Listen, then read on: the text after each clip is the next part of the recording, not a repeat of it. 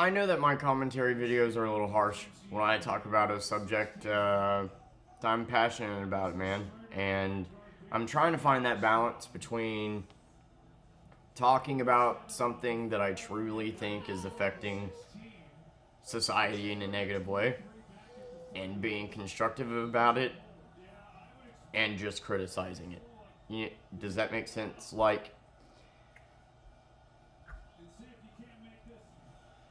I don't know. With the Fresh and Fit podcast video I just did, I think it's a genuinely good video. I offered some solid advice to anybody under the age of 18 that might come across it. Yes, I use a lot of language, which I do need to work on. That is true. But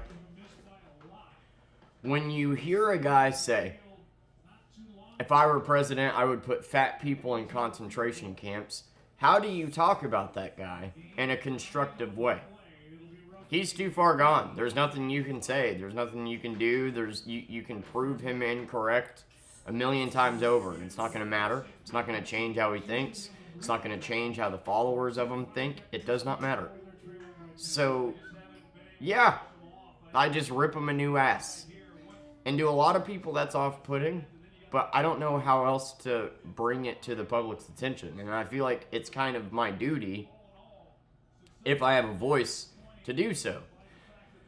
I understand that talking about politics and these hard subjects are going to, well, it's going to make it harder for me to grow. That's for damn sure. It's going to make people upset. It's going to make people uncomfortable. It's going to make people not want to watch. And I get it. But I feel a moral obligation to talk about it anyway, because the fact is, for every Moist Critical, there's 10 Andrew Tates. And to sit here and look at a guy like that on the Fresh and Fit podcast, knowing that he has direct influence on our youth, pisses me the fuck off. Because somebody that is sitting here saying that you're not valuable if you're ugly and fat, but I'm valuable even though I'm single and I'm saying this to married men, is a fucking joke. And to see it, my videos, anytime I dive into these topics, destroy the guy that's actually sitting here giving you nonsensical advice, counter it with good advice, and then see the video get met with criticism or disliked. I just don't understand how else to do it, how else to say it, how else to talk about it. I'm going to continue to talk about these things. I do need to get better at watching my mouth, and I do need to get better at pausing it less and showing you the evidence and then going over it, rather than just repeatedly pausing it and jamming in as many insults as I possibly can, right? And I feel like I did a decent job in this video. Yes, I insulted this guy a lot, but I also offered advice that is good advice to people that are actually watching the Fresh and Fit podcast for women advice. I offered you better advice than they will ever offer you in their lifetime. There's a reason why they're 40, 50, and single. There's a reason why, in the same breath, they're like, yeah, fat people have less value. Oh, what's that? A woman said she's attracted to somebody that's overweight? Nah, she's lying. I know, because I've talked to over 3,000. I know. I have a tally chart at home every time I talk to a woman, because that's how desperate I am. I'm an insecure fucking 40-year-old male who has never gotten a girl off ever. If they actually gave 15-year-olds good advice about women, the 15-year-olds would stop coming back, because then they would no longer need advice about women, right? But notice how their comment section is filled with nothing but younger dudes. Not a single woman, though, which is kind of proves the point, but whatever. I'm just trying to find the line when making commentary videos on, like, when I think of the likes of, like, Jay Aubrey, why is he such a good commentary channel? Well, he does a lot of research, he gathers all this evidence and shows it to you, and lets that speak for itself. He is biased, yes, he presents bias, but he doesn't exactly sit here and name call. He just points out their actions, how they're shitty, lets that speak for itself, and he does a damn good job at documenting it and giving you an hour piece of information on this person, and then at the end critiques what this person should be doing better to improve their lives. And Unfortunately, I don't have the time to sit here and research somebody for hours and throw together an hour and a half fucking... I don't. So I just have like an hour to sit here and watch a video, talk to you about it, give my opinion on it, and it's not as convincing as a Jay Aubrey video, for sure. But at the same time, I think anybody that has a brainstem can look at this guy and agree that the things that he was saying were pretty fucked up, and the fact that he has influence on the youth is pretty fucked up. The fact that people like Aiden Ross, Sneeko, and Andrew Tate prey on these naive 15 to 20-year-old men that don't really have dads, that need a father figure. They end up finding this guy. They say, wow, he's rich, he's got a Bugatti, he's got an OnlyFans model on his arm. Huh, how do I be like him? Let me tell you something, brother. That's not success, okay? You know how Andrew Tate got rich? He trafficked OnlyFans models and took their fucking money. Wow, that must have been hard. And now he sits here and flaunts it every day and does nothing but boast about how rich he is because he knows he's an insignificant, insecure worm. Don't be like that. That's not what success looks like. Yeah, sure, he has money, but I would argue that I'm more successful than him, and I got $20 in the bank right now. So, the whole point of the Fresh and Fit podcast video was to teach you what confidence really is, not what this egghead is telling you. And, well, I think it was a good video, and I stand by it. And I noticed that if I talk about something political or talk about a person, a lot of people just don't click on it, which is fine. If you don't want to click on something that's divisive, I understand that. Politics are everywhere. You don't want to watch another political video. I get that, and I respect it. But I feel like if I have an opportunity to have a voice, then I need to level the fucking playing field. Unfortunately, as far as I go, I need to work on how I talk about these things. That's where I'm struggling. Is because I watch something, it pisses me off, and then I go in. I just go in with as many zingers as I can. And that's not the way to do it, you know? The way to do it is to show you why this guy's a piece of shit, show you the video, talk about what confidence actually is, and focus less on the criticizing and more on the solution. And in a lot of my commentary videos, I focus more on the criticizing. And I can see that. And I'm trying to work on that. I appreciate everything you guys do. I appreciate you watching. I had a few of you come over to my streams last night, and I'm having a lot of fun. You know? And you guys mean a lot to me, and I don't want to let you down. But I am going to continue to make commentary videos. It's not going to be the meat of the channel, but I do feel that, yes, it's important to talk about these things, these uncomfortable fucking things. These people that are influencing our youth in a horrible way. 90% of kids watch YouTube and, short-term media. So, this is a big issue. When you got gambling streamers like XQC and all these people influencing 13-year-olds to gamble, and then Fresh and Fit podcasts and Red Pilled Men influencing young boys how to fucking not treat a woman, and then you got OnlyFans models and Natalie Reynolds that are on the Red Pill squad that are teaching women how to not be women when they get older. That's scary shit. And it's like for every, level-headed thinker out there like me, you got 10 fucking extremists that target 15-year-olds because they're easier to persuade. My audience that watches me is mostly my age or older. I would like it if I had somewhat of a younger audience, because I do think I am a positive influence. I don't think I'm an outstanding role model, no. There are definitely things I need to work on. I need to work on my language. I need to work on how angry I get. I need to work on how I come across. And like I said, most of all on these commentary videos, I need to work on a solution. Not just not just fucking throwing in as many insults as I can. And, but I gave some solid advice about confidence and how to get women in that video, and shit that the Fresh and Fit podcast would never tell you, because A, they don't know how to actually get women, and B, because if they were to actually give you good advice about women, you would have no need to watch their videos.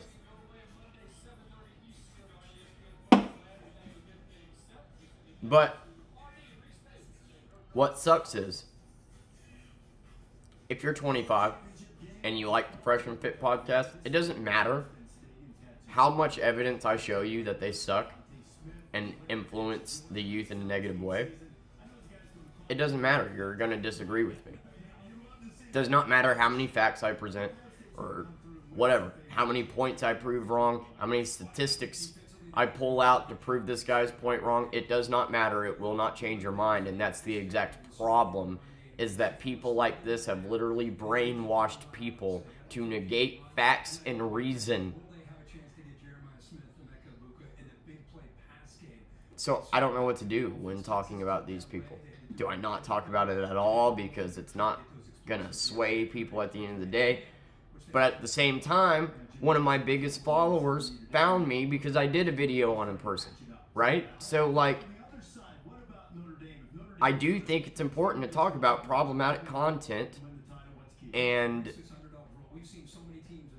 while I recognize that how I talk about it might be a little bit offensive, might be a little bit harsh, and I need to work on that and getting to the point and the meat and giving you a solution. That's the point, not just throwing shade at this guy. But I'm sorry, but when you say that people need to go to concentration camps, I don't know how to, how do you look at that constructively and not just fucking insult the guy? I mean, Jesus Christ, you have a guy over here that's 40 and single telling married men that their women are just with them because they're lying to themselves about what they're attracted to. I mean, the shit this guy said was absolutely fucking stupid, and I called him a cunt a few times. I'm sorry. I do need to watch my mouth. I do want to get better at that, because at the end of the day, I wouldn't mind having a younger audience watch my shit, because I do think that after all the shit that I've been through, I am a good character. I'm not going to sit here and say that I'm a good person. I've said many times, I don't think that that's a label that you get to give yourself. But I know right from wrong. I'm genuinely worried about the youth's future, because I can see people profiting off of fucking them over. I'm genuinely concerned about my daughter's future and women in general, because it's you might be able to have a bank account now. You might not be legal property, but sexual assault and harassment and shit like that is at an all-time high. And that's no coincidence that as the population grows, and you got idiots like this influencing boys, and you got idiots like Jules R.E. fucking enabling creeps, it is no coincidence that the result of more pornography and the result of fucking lonely incels like the Fresh and Fit podcast giving horrible dating advice, is no coincidence that the result and outcome of that is more harassments and more crimes on women.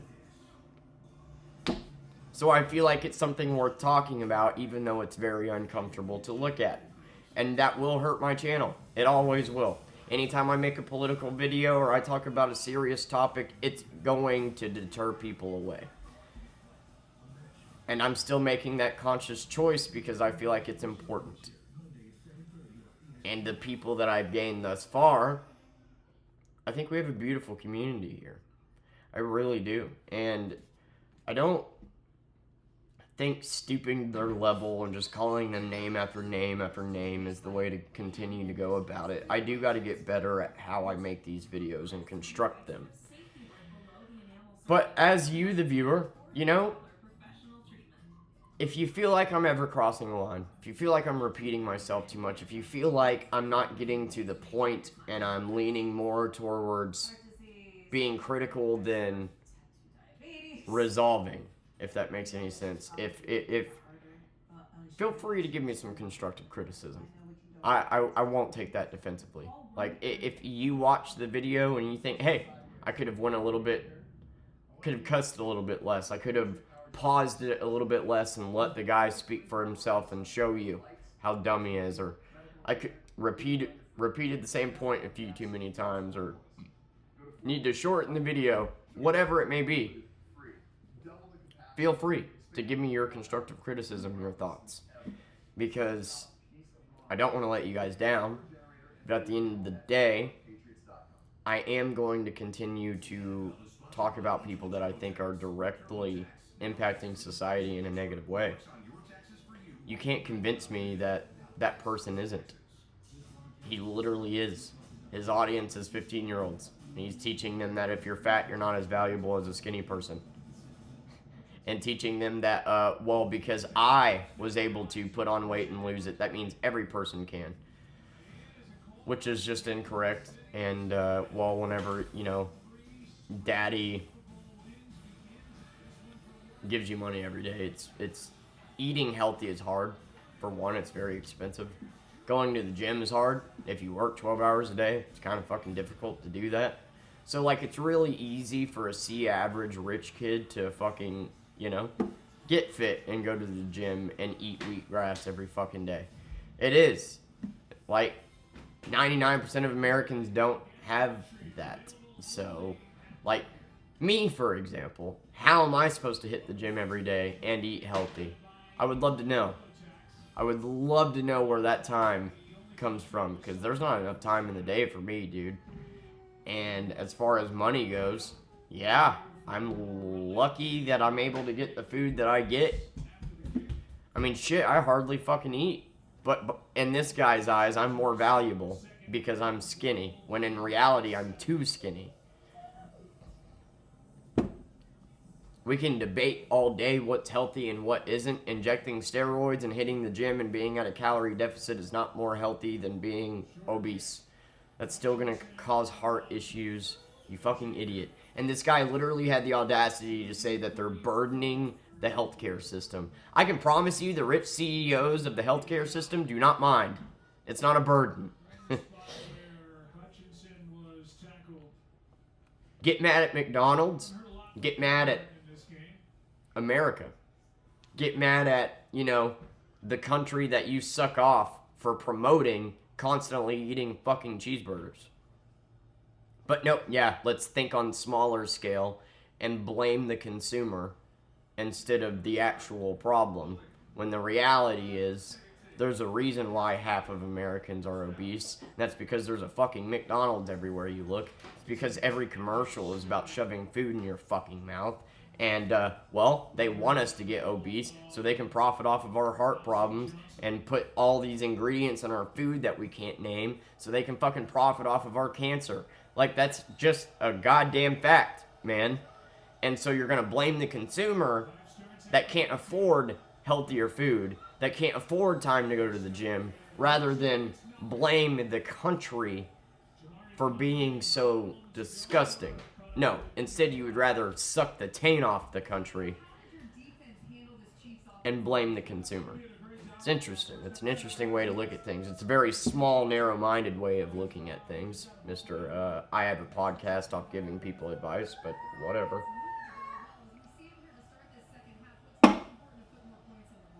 My point is, I love you guys. I really fucking do. And I value your opinion. So, if you think I say something that crosses the line, if you think I make a commentary video and it's too much, and it's putting hate in the world, and it's sending the wrong message, feel free to let me know. Because I do value your opinion. I value the community that we're building here. And I've been having fun. I've been having fun playing Twitch the last few nights with you guys. When I say I love you guys, I fucking mean it. Like, I'm happy that you're part of my new year. You encourage me to be a better me. She encourages me to be a better me. And I want to change the fucking world. And unfortunately, that's hard to do when you're outnumbered by stupid people that just want to fuck over the younger generation because they know not only how to gain their attention, but how to persuade them and give them bad advice. And it works. Anyways, that's what I wanted to talk about today. I do want to do better. And I do want to get better at talking about these things instead of just being so harsh and angry, I guess. And I love you guys. I appreciate you being here. I really do. And boy, this game has not been fun to watch. Personal foul. The runner back completely missed Mahomes and hit his own fucking teammate, but he was too close to Mahomes, so personal foul. Personal foul. Fuck you, Chiefs. Runner back. I'm dumb. I just meant player. Did you see Mahomes intentionally stop before the sideline so he could get pushed and flop like LeBron James? I'm sorry, but Mahomes is a baby back bitch. And they just got 7 because of a bad personal foul call that should have ended the drive. Yay. That ruins the sport. I cannot stand this at all. I mean, look, it's not just the Chiefs. The refs have always favored people like the Patriots, the Chiefs, Aaron Rodgers. But God, man, to watch this fan base refuse to admit what's on TV right now, it just ruins the sport. And I was a Chiefs fan. I've been to several of their games.